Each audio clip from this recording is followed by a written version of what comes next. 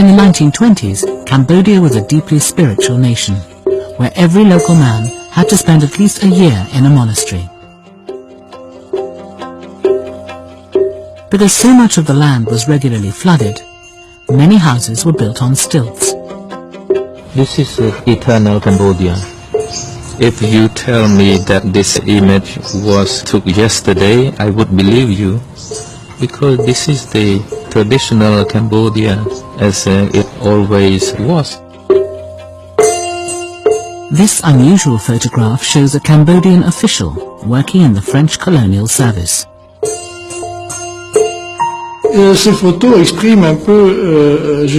These photographs give you a feeling of the transitional quality of things in Cambodia, in this period between modernity and tradition. You can see some modern elements, the hat, the moustache, the bow tie, but he's also dressed in Cambodian style with his sampot trousers. The interesting thing is the way it's all mixed up. Cambodia had neither the raw materials nor the population of Vietnam, so it couldn't generate huge sums of money for France. But it did possess one of the glories of Indochina, the temple complex of Angkor.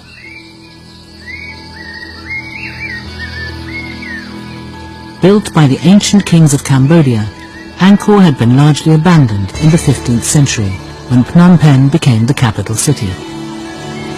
In 1860, it was visited by the French explorer Henri Moore.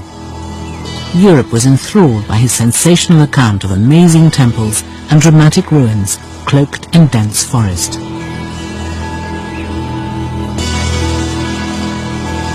When Bussy first approached Khan, he had promised to make Angkor a priority. Angkor was a very prestigious site in that era. You were dealing with a set of ruins which could be compared to the Temple of Solomon. There was nothing comparable in the world.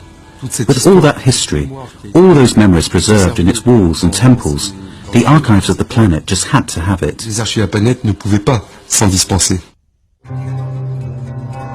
In February 1921, Bussy journeyed across the Mekong to get his first glimpse of the magnificent ruins of Angkor. His film and photographs depict an archetypal lost city, full of exotic statues and mysterious wall carvings.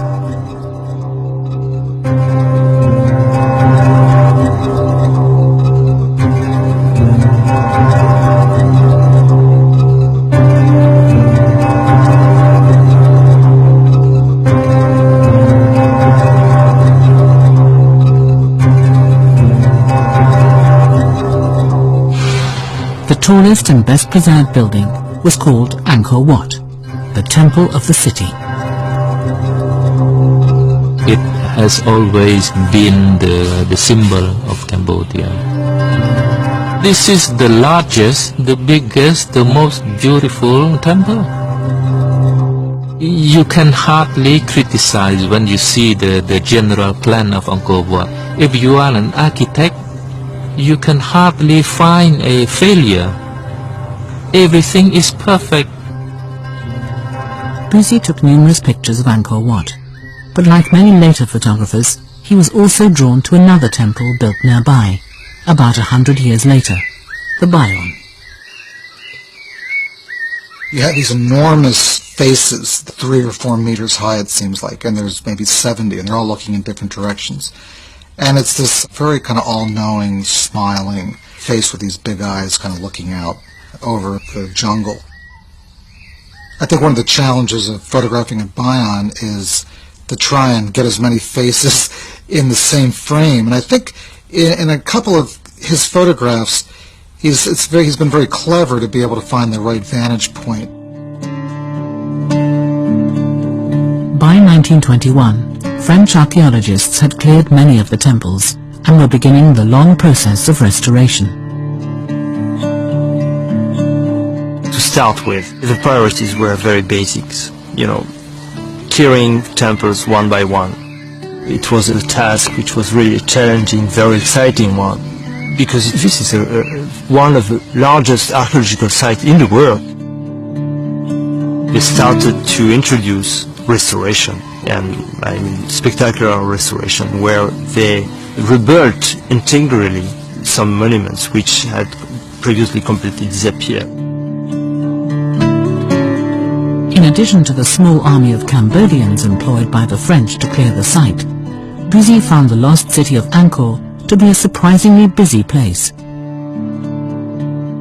His trip coincided with an official visit by a Siamese prince and his entourage. He photographed local boys fishing with bamboo baskets in a temple moat, and a Cambodian family in front of their country's most important monument. Inside Angkor Wat, he took dozens of portraits of monks. It was built to represent Mount Meru, which in Hinduism is the home of the gods. But over the centuries, Angkor Wat had become an important site for Cambodian Buddhists.